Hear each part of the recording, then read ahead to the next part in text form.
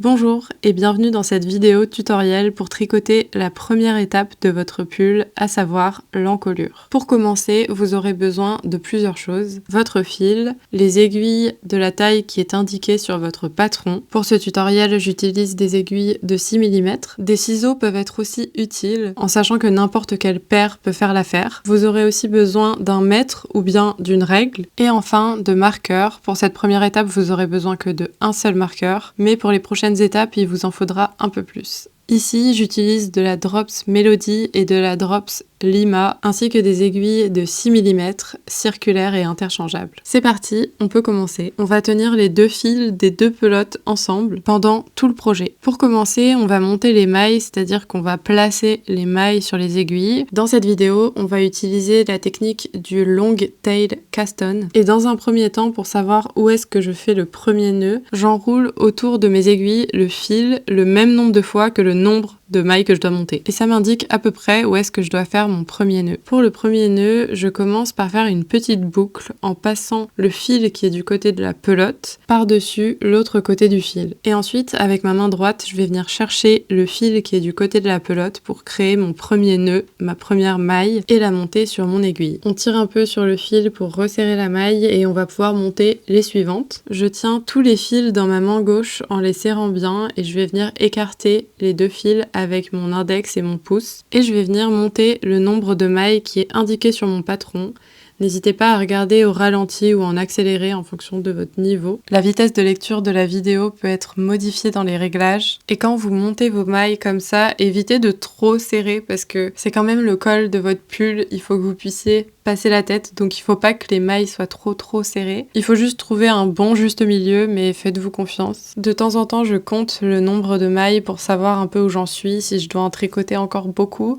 Vous pouvez aussi placer des marqueurs pour repérer toutes les 20 mailles par exemple. Ça vous évitera de compter plusieurs fois toutes les mailles, surtout si vous devez en monter beaucoup. On arrive sur les dernières mailles à monter et là vous devez avoir des mailles qui ressemblent à peu près à ça. Et maintenant, on va pouvoir joindre en rond les mailles. Je vais venir monter une maille supplémentaire qui va être réduite juste après pour éviter un décalage au début du tour. Alors moi je vais utiliser la technique du Magic Loop parce que mon câble est trop long. L'objectif c'est qu'il y ait des mailles à la fois sur l'aiguille droite mais aussi sur l'aiguille gauche pour que vous puissiez tricoter en rond. Mais il est possible que vous n'ayez pas besoin de faire ça. Ce à quoi il faut faire très attention c'est de ne pas enrouler comme ça vos mailles. Assurez-vous que vos mailles soient bien alignées comme ceci pour éviter de joindre en rond et que tout soit tordu. Voilà, là je vérifie si toutes les mailles sont pas tordues ou torsadées quoi. Et j'ai bien des mailles sur mes deux aiguilles. Peut-être qu'en fonction de la taille de votre câble, vous aurez peut-être pas besoin d'utiliser la technique du Magic Loop. Maintenant, on glisse la toute première maille qu'on a montée de l'aiguille gauche vers l'aiguille droite et on passe ensuite la dernière maille qu'on vient de monter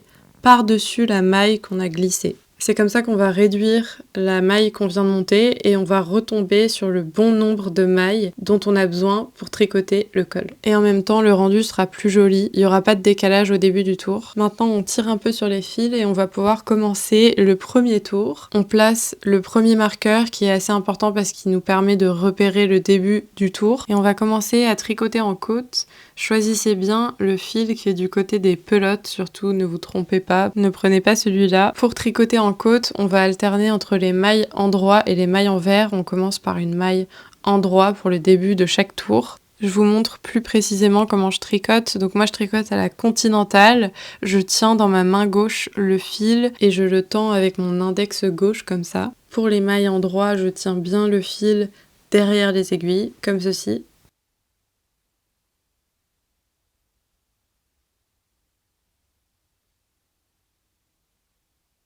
Et pour les mailles envers, je passe bien le fil devant les aiguilles. Et on va alterner comme ça la maille endroit et la maille envers tout le long du premier tour.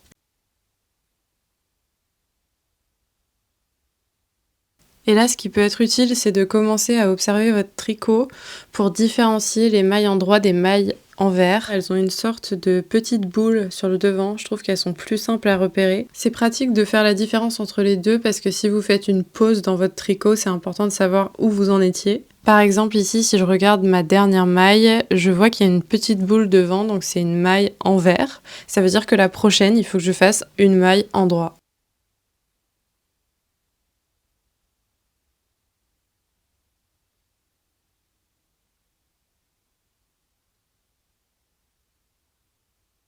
Voilà, je pense que vous avez maintenant toutes les infos pour faire le premier tour.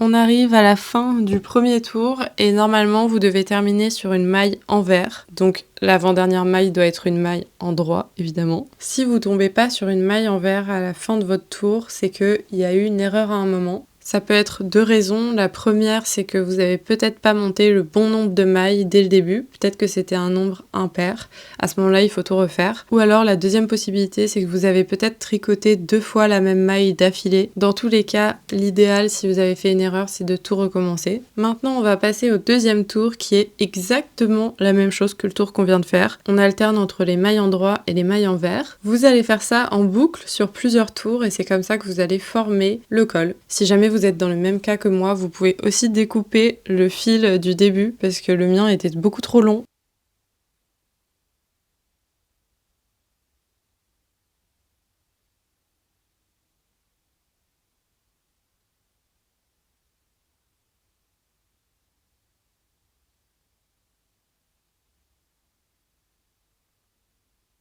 On arrive à la fin du col, je tricote les dernières mailles.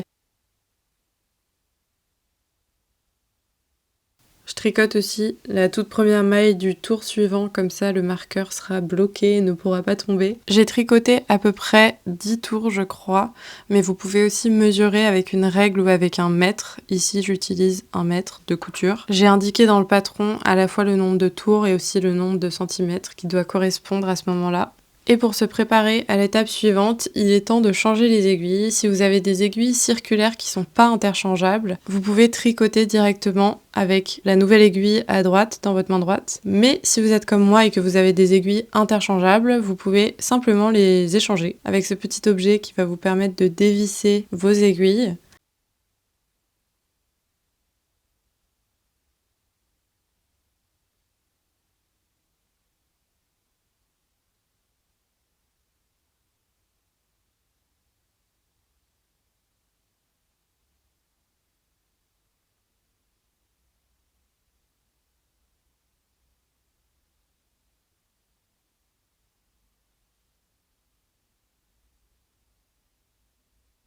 Alors là, pour la suite, ça va être peut-être un tout petit peu compliqué pour le prochain tour parce que vous êtes en train de mettre des aiguilles qui sont plus grosses que les aiguilles avec lesquelles vous avez tricoté jusqu'à maintenant le col. Les mailles peuvent être peut-être un petit peu serrées autour des aiguilles puisqu'elles sont plus épaisses, mais franchement, c'est largement faisable et c'est juste pour un tour. Eh bien, félicitations, vous êtes prêts pour passer la prochaine étape. Vous avez terminé votre col et maintenant vous allez pouvoir commencer les augmentations raglan.